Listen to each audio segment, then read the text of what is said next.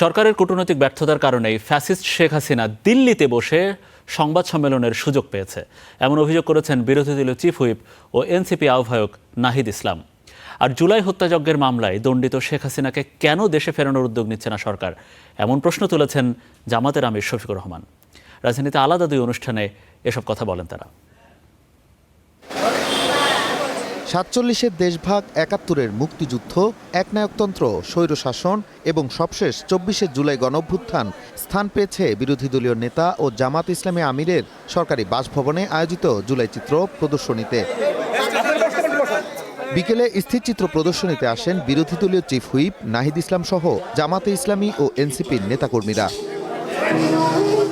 পরিদর্শন শেষে এনসিপির আহ্বায়ক বলেন, জনগণের আস্থা হারিয়ে টিকে থাকতে শক্তিপথ বেছে নিচ্ছে সরকার। হুঁশিয়ারি দেন জুলাই সনদ বাস্তবায়ন ইস্যুতেও।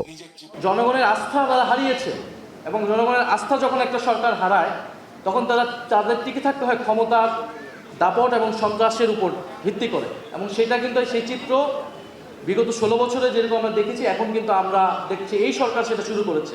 এ সময় বিষয় ছাপিয়ে উঠে আসে দিল্লিতে শেখ হাসিনার সংবাদ সম্মেলনের প্রসঙ্গ। দিল্লিতে বসে প্রেস কনফারেন্স করার সুযোগ পাচ্ছে পতিত স্বৈরাচার শক্তি, এবং এটা তো হবার ছিল, এটা যে হঠাৎ করে হয়ে গেছে এরকম কিন্তু না। এবং সরকারের জায়গা থেকে যথাযথ ব্যবস্থা না নেওয়ার ফলে, কূটনৈতিক পদক্ষেপ না নেওয়ার ফলেই কিন্তু পতিত স্বৈরাচার শক্তি, ফ্যাসিস্ট শক্তি এটা করার সুযোগ পাচ্ছে। অন্যদিকে সকালে বাগেরহাট সার্কিট হাউসে সাংবাদিকদের সাথে মতবিনিময় সভায় বক্তব্য রাখেন জামাত আমির। পতিত সরকার প্রধান শেখ হাসিনাকে কেন দেশে ফেরানোর উদ্যোগ গ্রহণ করা হচ্ছে না সেই প্রশ্ন তুলেন তিনি। শেখ হাসিনার বিষয়টা মন্ত্রী বিনিময় চুক্তি বিদ্যমান থাকা অবস্থায় দেরি হচ্ছে কেন? সরকার কেন তাকে নিজ দায়িত্বে ফিরিয়ে আনতে পারছে না? বরঞ্চ তিনি কেন বলছেন যে আমি ঢুকে যাব?